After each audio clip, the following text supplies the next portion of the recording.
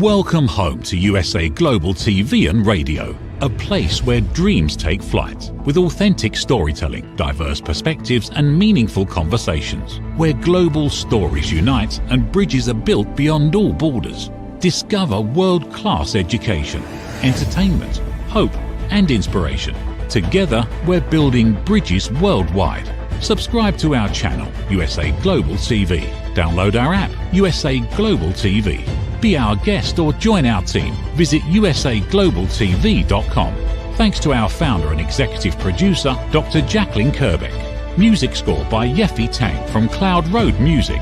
Voiceover artist Mike Porter. Creative direction by Paul Garcia. USA Global TV and Radio, your home for global connection. All rights reserved. This video and its contents are the exclusive property of USA Global TV and Radio. Unauthorized use, duplication or redistribution in any form is strictly prohibited.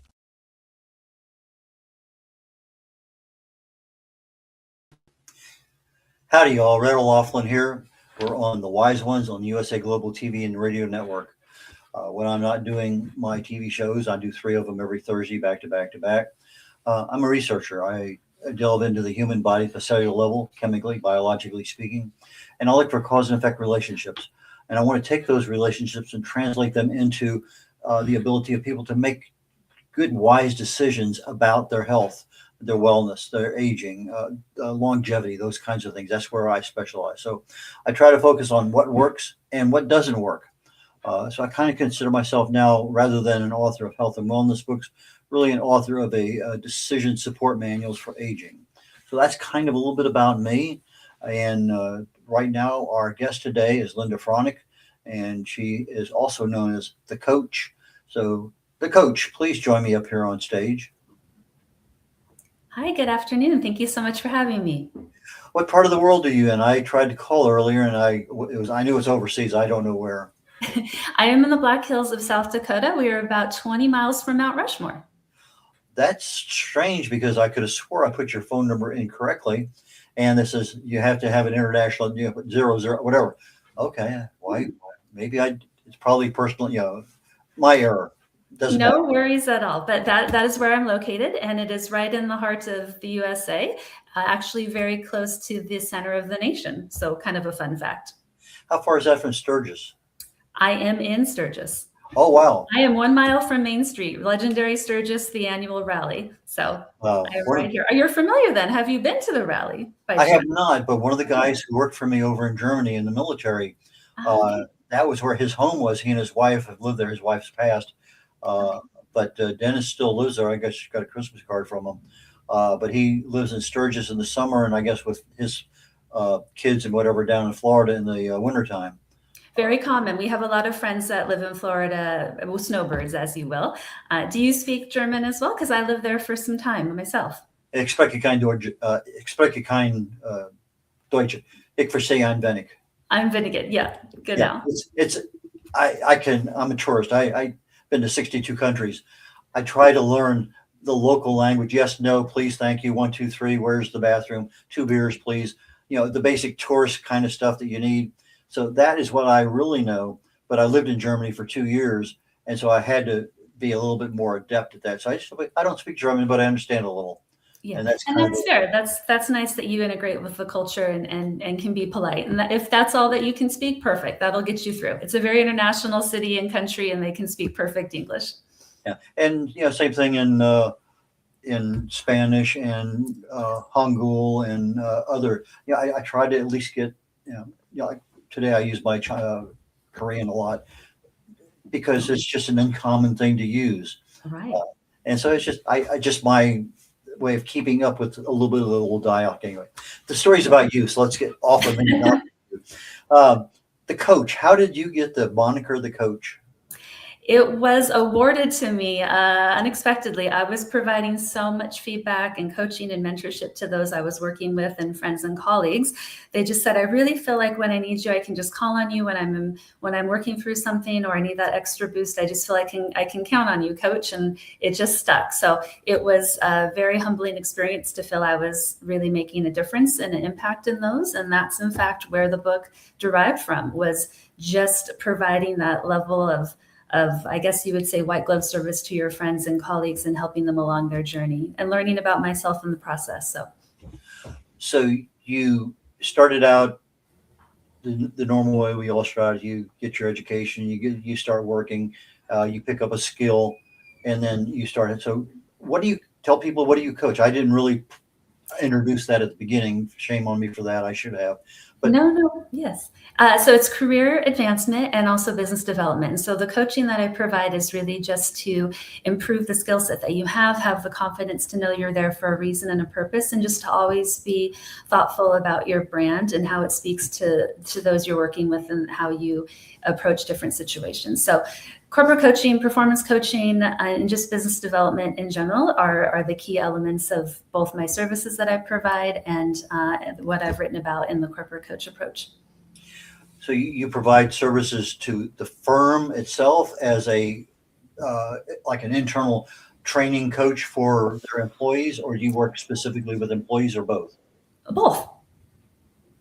Yes, all of the above. Small organizations, I do some executive one-on-one coaching, also provide mentorship and growth to larger organizations. And I've supported so many wonderful industries, markets, and divisions around the world and around time. And you made a comment about the education and the skill set, and then going forward in the career.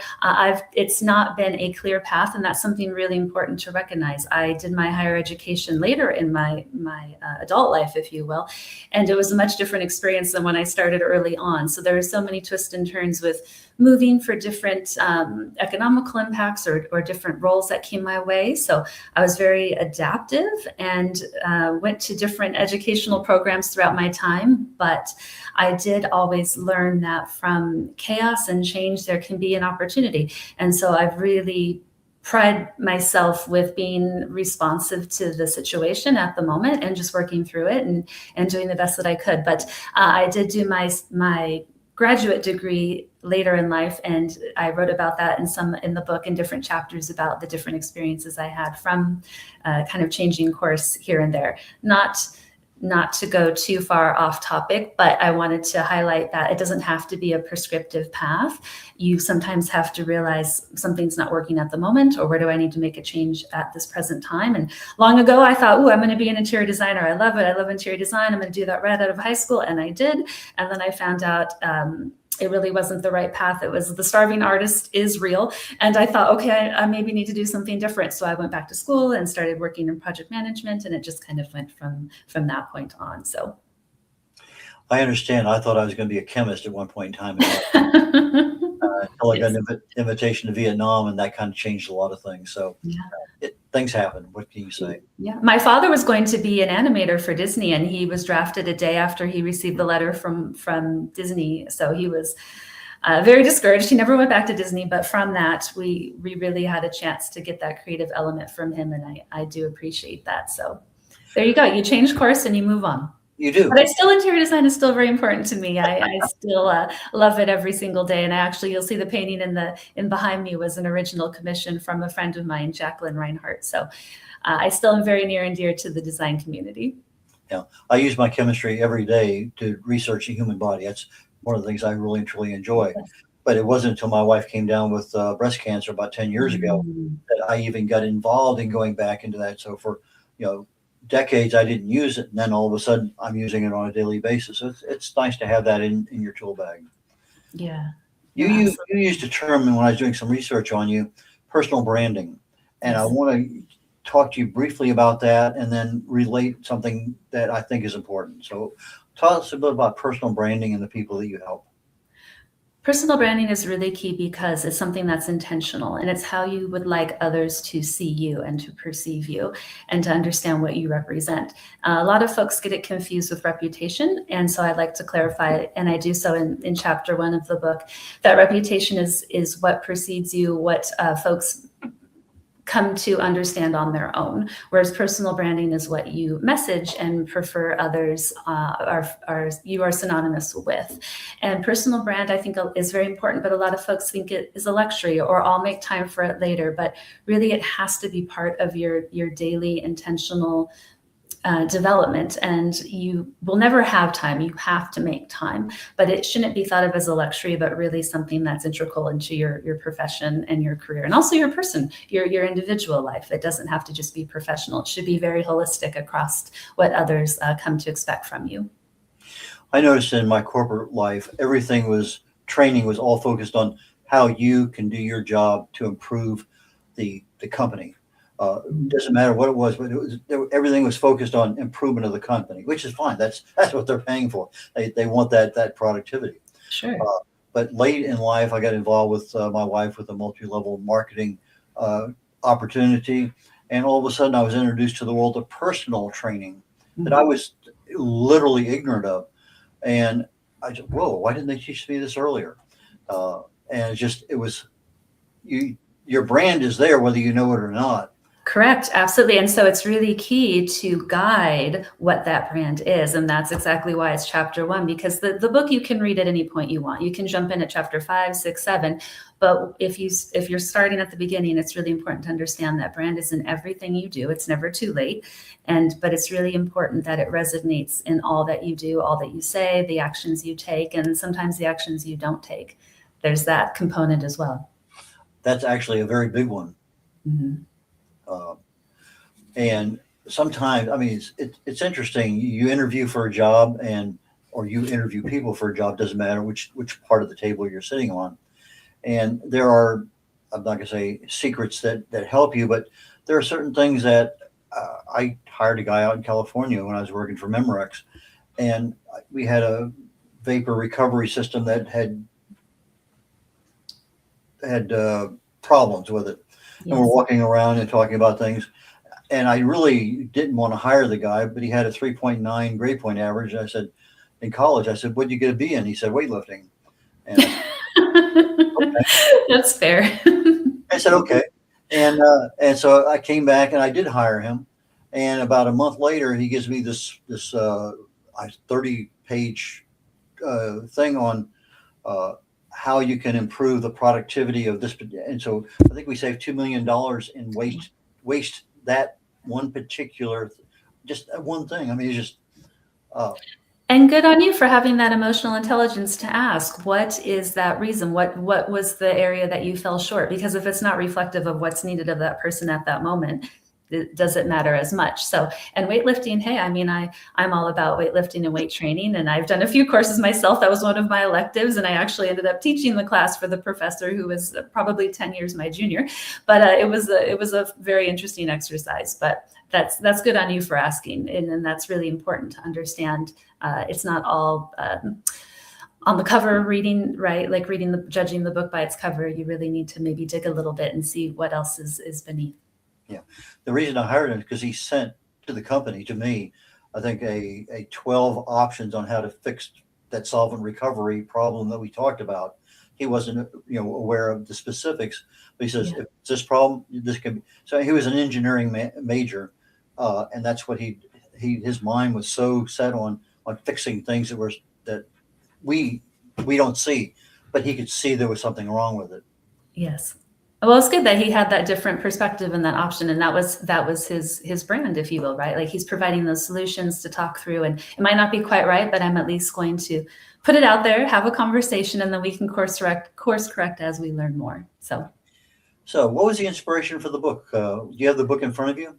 I do. Yes, it's right here. Corporate Coach Approach.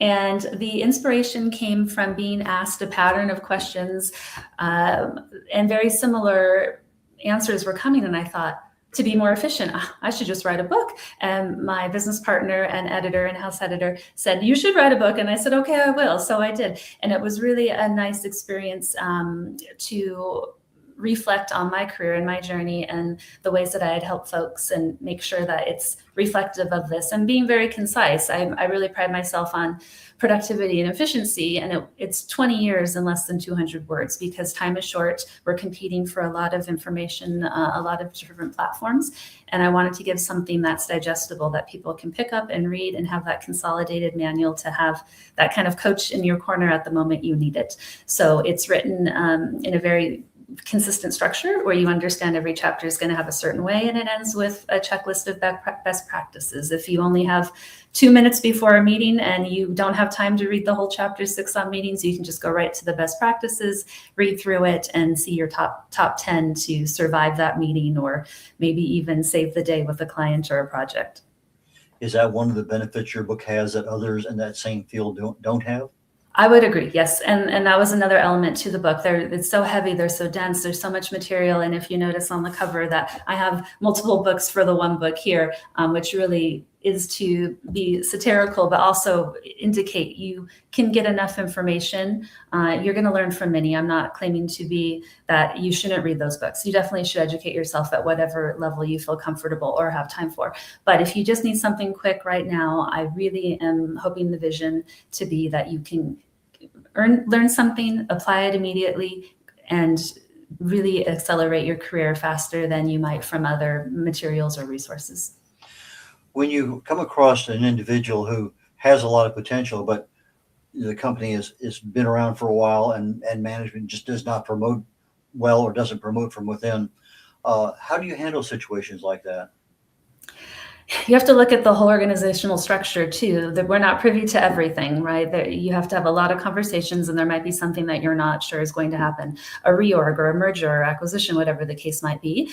I think you just really have to be respectful with those you report to and work with, and really understand that it might not be you. It might be them. They say that in movies or comedies, but it might in fact just be the company itself. So I think if you're following your brand, you're following your course of action, and you're getting what you need at the moment to grow in your career, then that's just fine. And maybe you hold steady for a little bit until you know more. It's important to not jump right into another situation. The grass isn't always greener.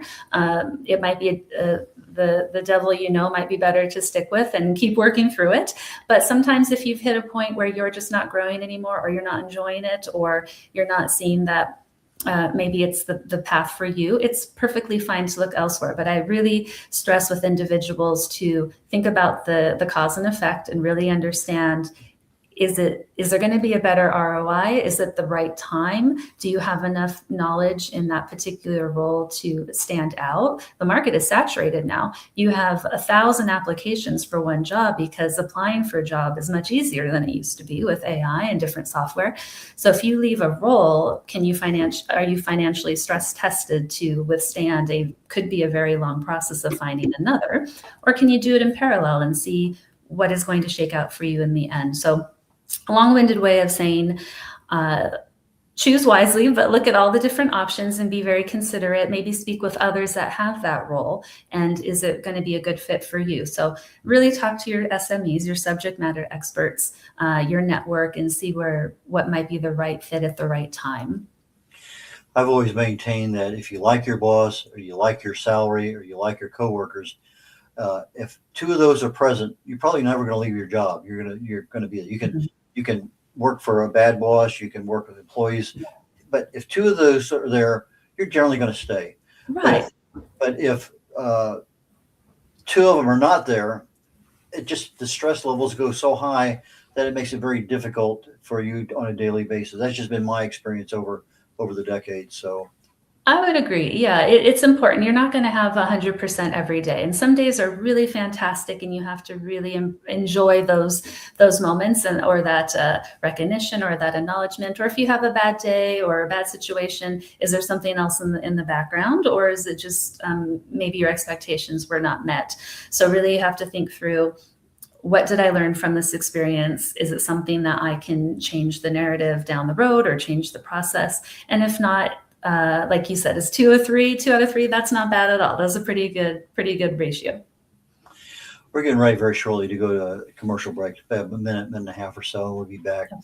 But I do want to cover some more information on the kinds of companies that you specialize in, the ones that you can help the most. So that's where I want to take the conversation when we come back from the break. So that being indicated, let's go ahead and go to a break. Okay.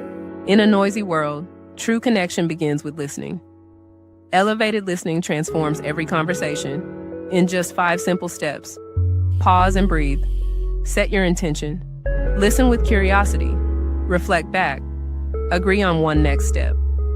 Join the Listening Mentor on Let's Finally Talk with Dr. Jacqueline Kerbeck, the Listening Mentor, where we help you find inner peace, one conversation at a time. Streaming every day.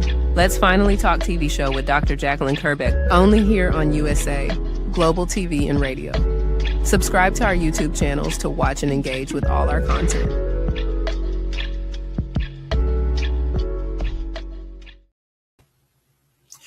Howdy, Reverend Laughlin here. We're one of the wise ones on the USA Global TV and Radio Network. And my guest today is Nicole Fronek. Nicole, please join me back up here on stage. Hi, thank you so much for having me. Glad to be back. Nicole, I live in the Houston area, and we have petrochemical and oil and medical, huge medical facility, NASA, construction. We have everything. So what kinds of industries do you prefer to work with, and which ones do you have a lot of success with? I don't have a preference on which ones I prefer. I have learned so many different things from working with industries and individuals that I never thought I would. So I'm really open to the different industries. As far as size or scale, startups are very interesting. There's a lot of energy, there's a lot of optimism, and it's really a great opportunity to channel that enthusiasm and really help them on their path with their personal brand and their career development as well as their business development. And then larger organizations, it really is a good stress test for everyone to how we can improve and be more productive and more agile, as we have to do often more with less. So I've found a lot of success with corporate real estate, oil and energy, healthcare, all of the above, because you're really learning something every single time. And I'm a forever student. I think you mentioned too that you really enjoy education and research, and that's part of your brand. And I really think it's fantastic to learn different things from different individuals where you might not have otherwise looked. And then locally here in the Black Hills, I do work with the Workforce Disability Network and have a wonderful client there. We do executive training. So there's nice ways to work with individuals and also with teams and groups and all of the above. So it's a really great way to continue my career path as I learn from others as well. And I really enjoy learning from those different situations and how I can evolve in my own career path. So it's definitely an opportunity for both sides. How do you help employees that are going overseas for an assignment with the company, where they're now going into a cultural, so many different things are foreign to somebody who's never left the United States? How can you help them prepare for that? Yeah, and I had that experience myself. I went abroad and worked for Hewlett Packard for 4.5 years, and it was only supposed to be a 3-month contract. But I was so keen on learning something new and helping out as much as I can and taking on special assignments. So it ended up being 4.5 years, which was great. I traveled a lot, so it was worth it. How to be prepared. I read dozens of books. I did a lot of research, and it really still did not set me up. It's really hard to until you're in the situation and become submersed. But what I did find is I became involved immediately as soon as I could with different teams and clubs, and meeting as many folks as I could and learning the language. I took language classes before I went abroad. I took classes while I was there. So really just being open to feedback, being patient with yourself. It is going to be tiring if you're learning different cultures and different languages, but it was the best thing I could have done that early in my life, in my 20s, because it really grew my confidence. And then when I would go back to these large corporations, folks were very impressed that I had been to Egypt. I had been to all of these different countries that a lot of folks plan on doing when they retire. They thought, well, you're so young. How have you gone to all of these places? And I said, well, it was afforded through living and working abroad. And it was not easy. There was a lot of paperwork involved. There was a lot of days where I was just exhausted from translating. But I learned a lot about myself. And I do talk about some kind of fun moments I had in the book about how I improved my career from just saying yes and giving it a try. So how to prepare, being open, speaking with folks, doing as much research as you can, and just having an open mind, but being acknowledgeable that you're going to change and you're going to transition in whatever way that role takes you, and just be open to new ideas. We experienced a lot of people, a lot of situations like COVID happened, and all of a sudden the whole world changes. But are there one instance particular that was difficult, but it turned out in the end that was a great learning experience that you want to share with us? Only one. There's quite a few, but I would say I wasn't proficient in a lot of languages yet, but I had a boss that needed some particular HTML files. And I went to some colleagues that spoke those different languages, and I said, hey, I'd like to bring you a coffee. I'm writing a script. And this was before you had a lot of software that could do that for you. And so we became really good friends because we were helping one another, and they were learning about me and I was learning about them. And from that experience of just going to strangers and saying, here's what I'm looking for, here's what I need, how can I help you in return? I ended up transferring that contract from 3.5 months to 4 years because I was building a network within that organization at Hewlett Packard. And I have a lot of good friends that still work there today that I'm in touch with. So it wasn't something I was expecting, but it came from just being open and understanding that there's still room for me to learn and grow. And if I can find others that are willing to support my journey, then maybe one day I can pay it forward. And that's part of the book too, really helping others in their career journey, just as I've had that opportunity from being willing to say, I'm not sure yet, let me find out. I'd love to learn more about that subject. Can you tell me a little bit about it? And just being open to different opportunities as they come my way. I also try to do a little bit of research before I go anywhere. Yes. But there's always things that happen. I mean, I was in the Navy, and I had several units reporting to me, and I would send them to various places, to Bahrain, to Korea and stuff. Mm-hmm. And I would usually show a couple days in advance, stay to the start of the exercise, handle whatever it was, and get out of Dodge as quick as I could. But I thought, well, yeah, we're in Korea. Why not hire some language experts from Monterey School of Languages that the military has? So I brought over 6 of them, and they're enlisted. And it turns out that they were in uniform, and the Korean officers wouldn't talk to them because they were enlisted. Same thing with the Bahraini officers and women in high position. So I had to change things. So I brought over another group. I said, leave your uniforms at home.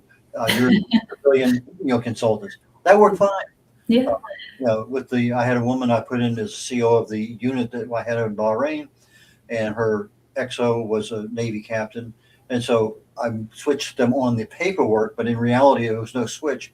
But the Bahraini would talk to him. He would go to her and get the answers. She would operate, but not necessarily in the same capacity as the org chart was. But you have to do things when you're operating in different environments in order to make things happen. And you're that's a good point. You move forward with what you know at the time, and then you course correct as you learn more. And it's good to have a bit of a plan and understand that things will change, but just being open to having those conversations. And I do the same thing. I'll come on board and say, here's what I know. Here's what my assumptions are, and can we clarify the scope? Or if you go on, say, holiday or vacation, you'll maybe know 1 or 2 things you'd like to do. And when you go on that tour, you'll say, hey, what else should I see while I'm here? Or where else should I go? So that word of mouth is really key, but also asking. But then the important thing is listening. Like, oh, I already know that. I already heard that. Okay, maybe you do. You've already been to that, but you didn't know about that particular feature, or you didn't know about that particular item. So you can always learn a little bit more if you're just willing to actually listen and return to the question that you've just asked, which is a skill. It doesn't come easy, but it should be in my opinion, part of your brand of really being having a good dialogue, not being spoken at or talking to people, but talking with them. How can employees today use AI to help them to retool for promotions, for job changes, for basically their own career development? What would you recommend to people about that?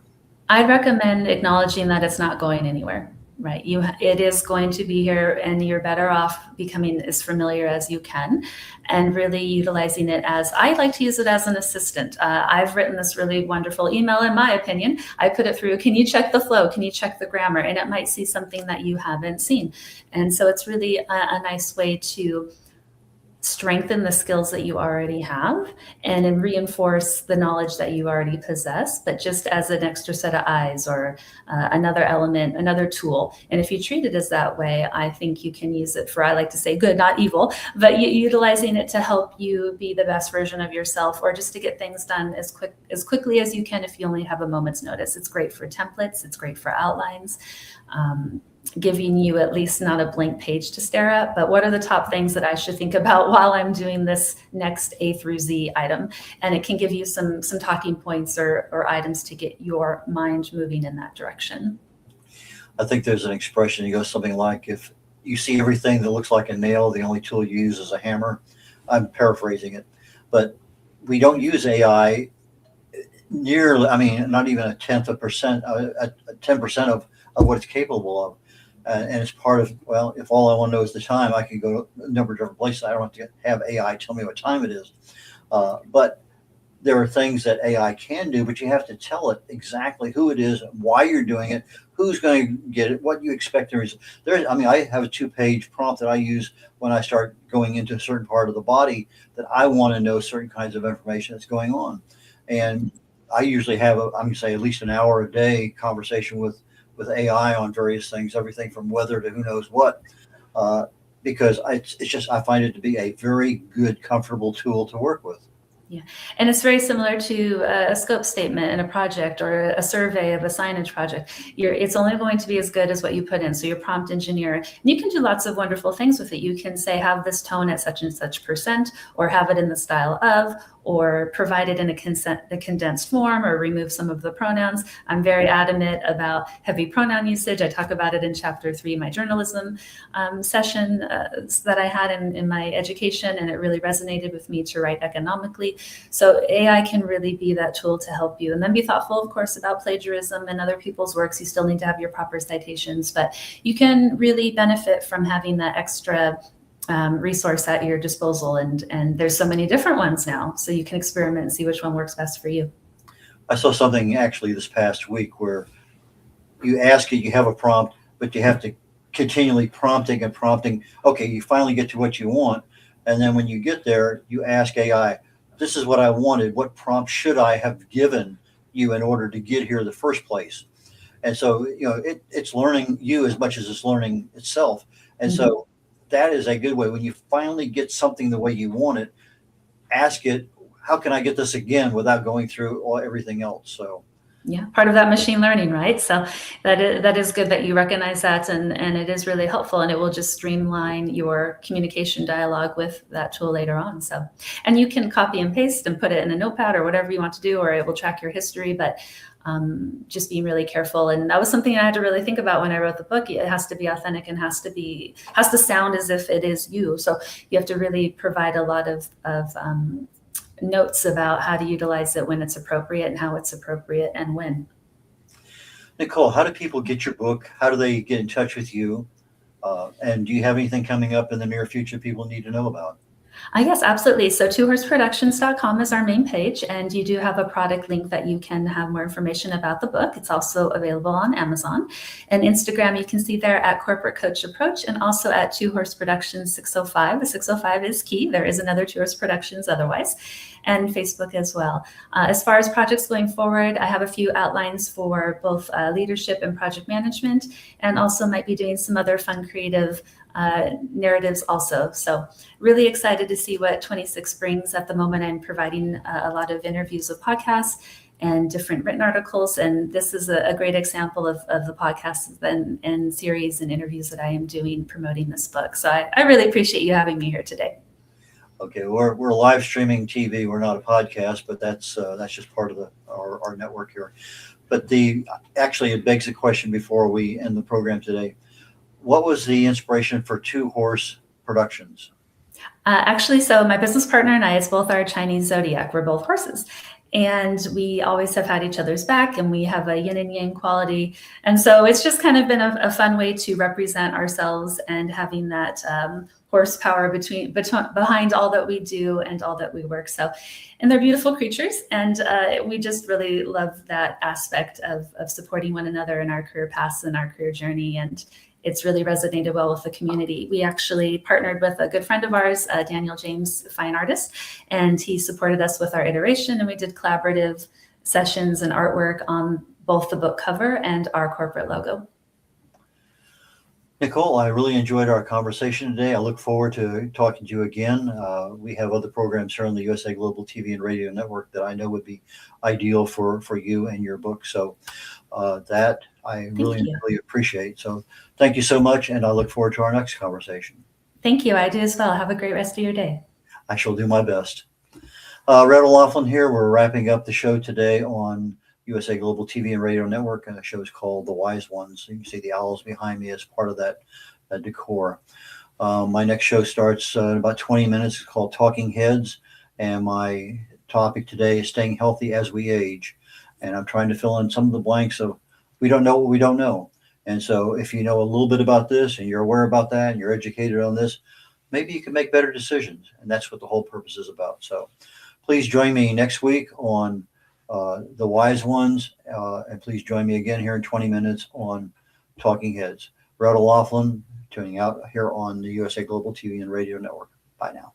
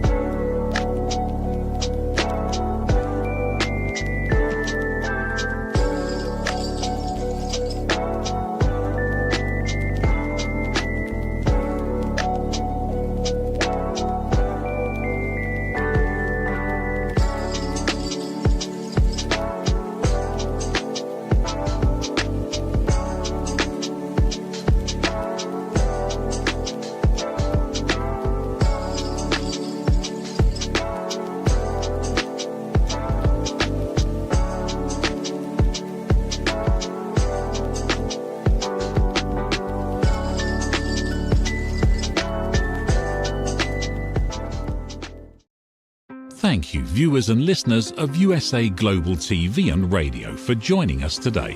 We're honoured to have your time and attention as part of our global community.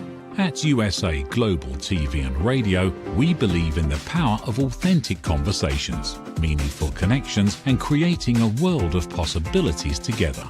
Want to be part of something bigger? Join our team of elevated listeners at usaglobaltv.com, a space where your voice matters and your ability to listen transforms relationships. Stay connected with us across all our platforms for thought-provoking discussions, expert insights, and empowering stories. Subscribe to our channels at youtube.com/c/USAGlobalTV. Follow us on social media and explore the endless opportunities we're creating for growth, learning, and inspiration. Together, we're not just broadcasting, we're building bridges and changing lives one conversation at a time. For inquiries, contact us at info@usaglobaltv.com. Music by Johnny Dies. Produced by Executive Producer and Director Dr. Jacqueline Kerbeck. Voiceover by Mike Porter. Creative Direction by Paul Garcia. All rights reserved. Copyright 2025. Visit usaglobaltv.com to view our full terms and conditions.